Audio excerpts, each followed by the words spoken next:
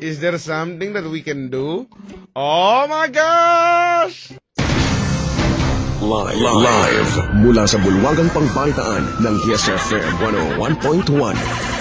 Narito ang mabilis, mausisa, Tumigil ka! Napaka-chismoso mo! makulit. Ito ang Balita Nga!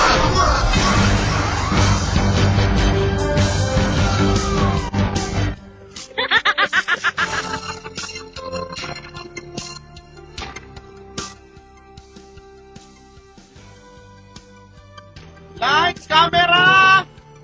Action!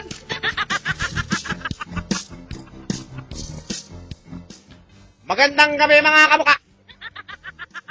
Ito na naman ang isang makabuluhang edisyon ng Balita Nga dahil bawal maging tanga. Makinig ng Balita Nga. Huwag ka mabagal-bagal! Pag sinabi kong gano'n agad, agad yun! Ikaw na agad yun! Relax lang on the set, relax on the set. Bawal magwala! Kasi naman, direk, nakakainit ang ulo itong mga crew ninyo dito. Hindi marunong pag sinabi kong ano agad, ganun agad! Okay, sige, sasabihan ko sa susunod. Take 44! Magandang gabi mga kamuka! Ito na naman ang isang makabuluhang edisyon ng Balita Nga dahil bawal maging tanga makinig ng Balita Nga! Ganyan dapat! Ngayon ay araw ng Huwebes. Ikadalawa sa buwan ng Mayo, taong kasalukuyan. Ang oras ngayon ay tulad kahapon advance ng 5 linggo. Ang oras ay hatid sa inyo ng katon. Tao nga nahihilo ng mukpa kaya. Sa ulo ng mga nagbabagang balita. Pugot na!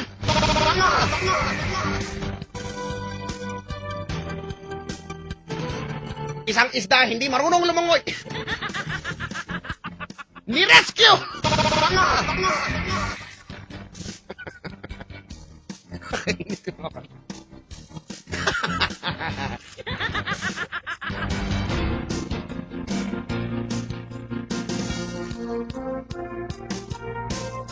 Amerika magpapadala ng 50 sako ng bigas sa Pilipinas.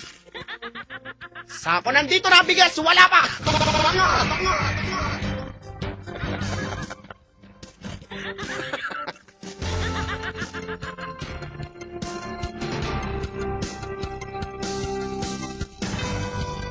Isang buntis na saksak. Sabi niya, ouch!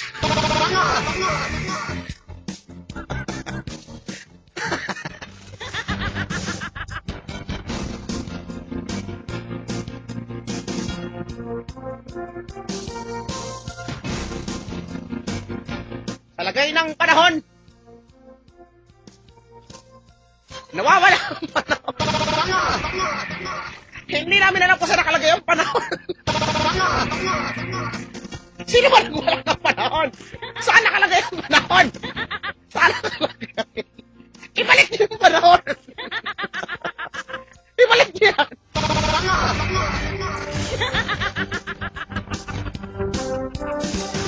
Alamin natin ang mga balita kung saan naroon ang ating panahon mula sa ating correspondent. Correspondent, isampal mo yung balita.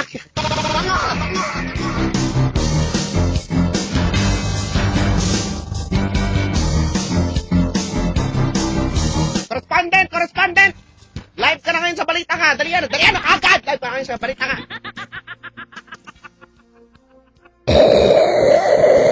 Ay, ayan na naman yung signal mo, pawala-wala, wala naman signal. Mangyaring pakiayos ang signal mo. Medyo ako ngayon dito sa bata ng bagyo. Nasaan ka ngayon, correspondent? Andito ko ngayon sabi ko sa mata ng bagyo. Sa mata ng bagyo? Ay, paano ka napunta sa mata ng bagyo? Kanina tinatry kong mag-cover. Medyo nawawala ka na naman. Pakiayos ng antena ng signal. Pakiayos po. Pakibilisan po. Naiinip na po kami po. Correspondent! Ito medyo malinaw na. Ayan, medyo malinaw na nga. Andito ko ngayon sa mata ng bagyo na kung saan nako, may sore eyes. Medyo corny ka ngayon, correspondent. Medyo corny ka ngayon. Ano ang ginagawa mo sa mata ng bagyo? At ano ang nangyayari? Saan nakalagay ang panahon ngayon? Sagot po agad! Nandito ko ngayon dahil nga tinangay ako ng nasabing bagyo. Ang bagyo ay inaasar na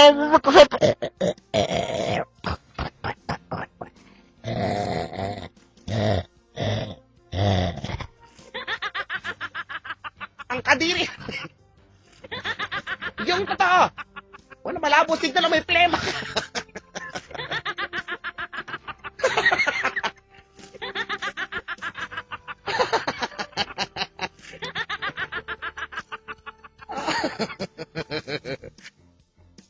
Correspondent! Sagot agad! Hindi pa din kayo katanga-tanga tayo. Wala bang ibang balita? Correspondent! Ang bagyo na-asahan na papasok sa Philippine Area of Responsibility bukas na kalawa. Pero abangan natin kung wala ba siyang nakakalimutan.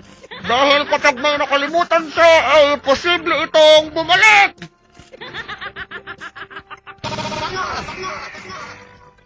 At yan ang mga balita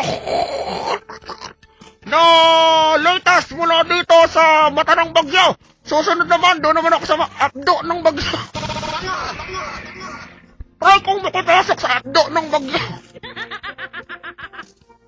Back kayo nga.